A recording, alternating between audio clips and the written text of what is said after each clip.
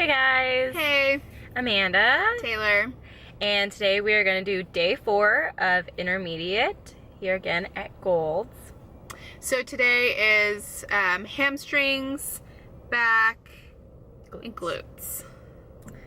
So get ready for some legs. Yeah.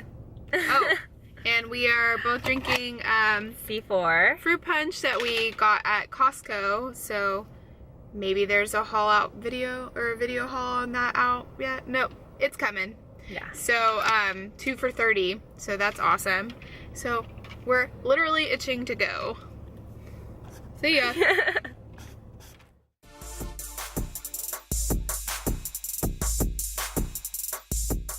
So our warm-up began with a 10-minute incline walk, and then we moved on to banded good mornings. So what you see here is just one of the bands we found at Golds.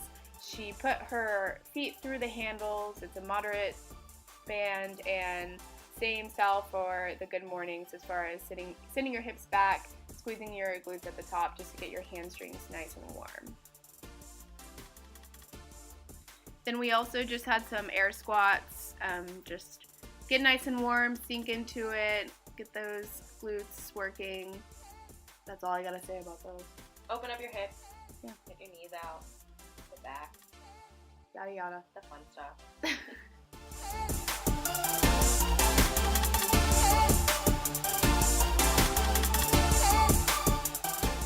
Alright, so these are a fun one. These are single leg hamstring curls, and you want to keep the weight nice and light so that you can really feel your hamstring squeezing. And if you can, which you really should try to, get the pad to touch the back of your leg and get an extra squeeze in there, up there at the top of the movement, and that's really going to make the difference.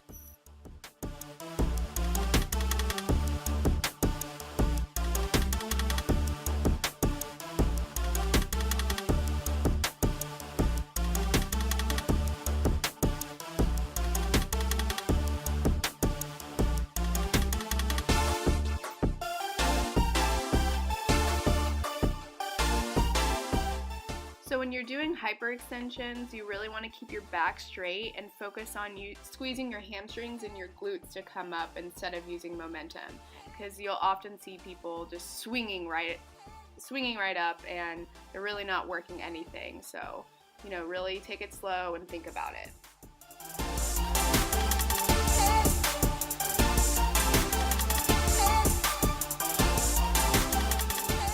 Alright, and we have single leg American deadlifts here. So these are just like Romanian deadlifts if you do any of those, but you want to get a hip hinge back. And the key to making these quote American deadlifts is when you pull up, you want to have a really good squeeze in your glutes and almost a pelvic tilt. And you can see the barbell bouncing off of my thigh, and that's where you get that really good squeeze in.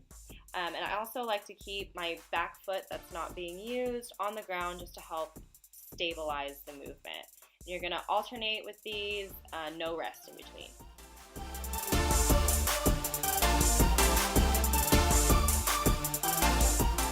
This is the first superset that we have for this day.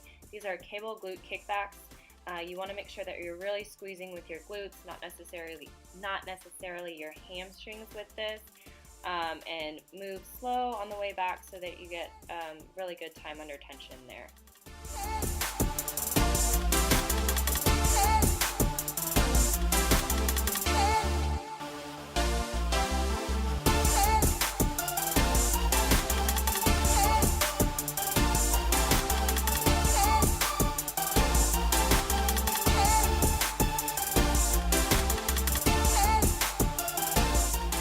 Then you're going to go straight into cable stiff leg deadlifts, and you can see I'm just using a straight bar for it. I walk back a little bit, keep my feet shoulder width distance apart, really push through the heels and keep my weight back, send my hips back, go until I feel a hamstring stretch, and then pull up with my hamstrings, squeeze my glutes at the top, voila.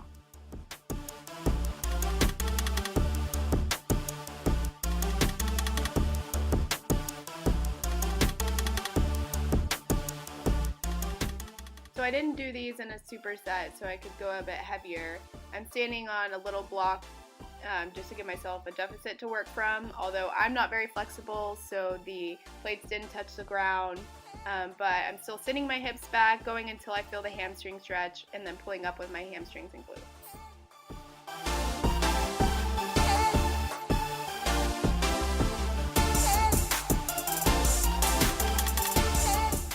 Okay, so these are reverse hyperextensions, and they look really silly, but I promise you'll get a really good burn on your glutes and your hamstrings doing these.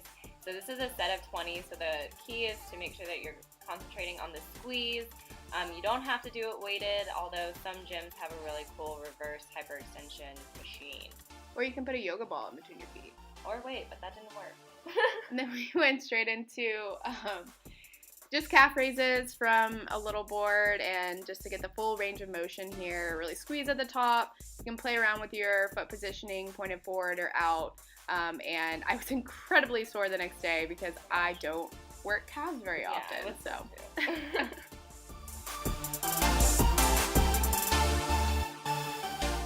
Alright, and we all want a six-pack, so we have 3 exercises for the abs. These are V-ups that you can see. If you need to modify it and do like a double crunch, you can instead. But keep your back straight and your core braced through the entire thing. I always tell my clients, think belly button to spine. And then Taylor's doing the alternating so that you hit your obliques a little bit here. As you can see, she still has her back relatively straight and touches her toes every single time, so she gets that good squeeze.